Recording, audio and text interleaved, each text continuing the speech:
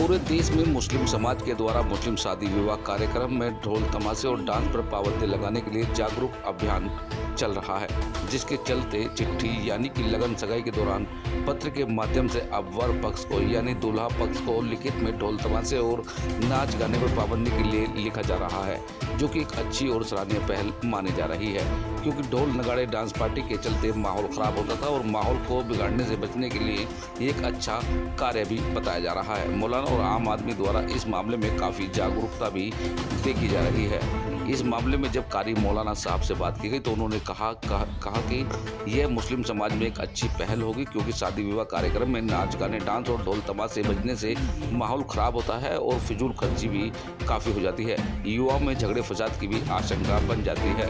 इसके साथ ही बिना दहेज के शादी को लेकर भी कई तरह से मुस्लिम समाज को जागरूक करने का कार्य किया जा रहा है। जब एक व्यक्ति के पुत्र की चिट्ठी पर लिखे इन शब्दों के बारे में पूछताछ की गई तो उन्होंने कहा कि इससे अच्छा कदम और कोई नहीं हो सकता।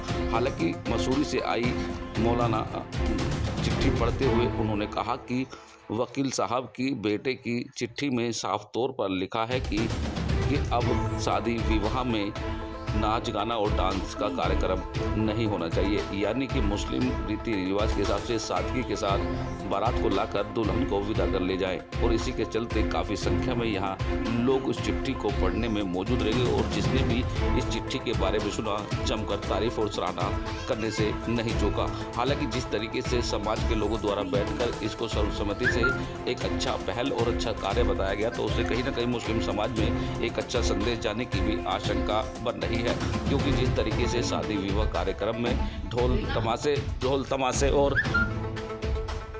डांस पार्टी का कार्यक्रम होता है। आजकल शादी विवाहों में मुस्लिम रीति रिवाज के साथ शादी की बात चल रही है और बुजुर्ग बात के बताए अनुसार कि शादी विवाह में नाच गाना डांस वगैरह को मनाही बताई गई, जबकि चिट्ठी में भी ये लिखा जा रहा है। क्या है पूरा मामला, किस तरीके से इसको फॉलो करेंगे?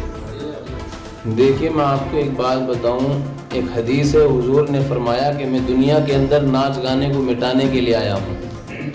और आज उम्मत जो है ढंढोरा तो पीटती है इस बात का कि हम अल्लाह के नबी सल्लल्लाहु अलैहि वसल्लम के तरीके के मुताबिक सुन्नत को अदा करते हुए शादी करने जा रहे हैं, लेकिन हमारा मामला इसके बिल्कुल ख़िलाफ़ है।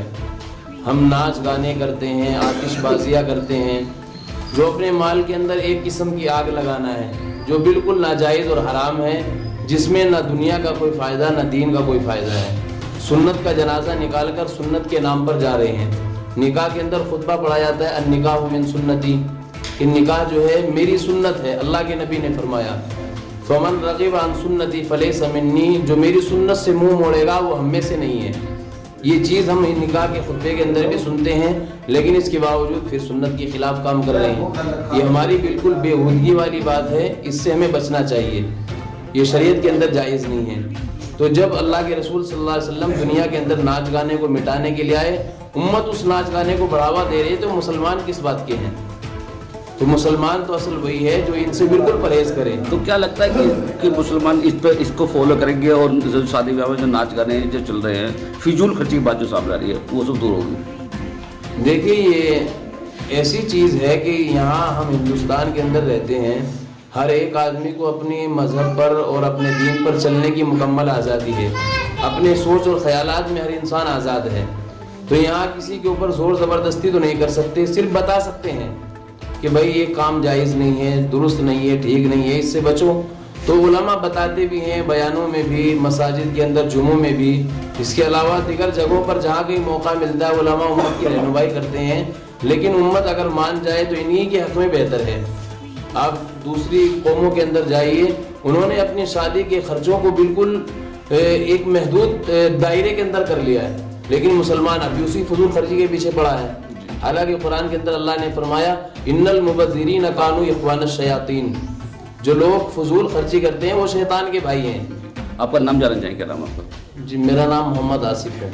क्या पे आपके बच्चे की चिट्ठी आई है, चिट्ठी में एक खास मजमून लिखा है कि ये मुस्लिम रीति रिवाज से अब शादी होगी, ढोल नगाड़े नहीं बजेंगे और शादी को बिल्कुल रीति रिवाज से मनाया जाएगा। तो क्या लगता है कि इस बार जिस तरह चिट्ठी में शरीयत के हिसाब से चिट्ठी में लिखा हुआ है, तो उसको कैसे मनाएंगे आप?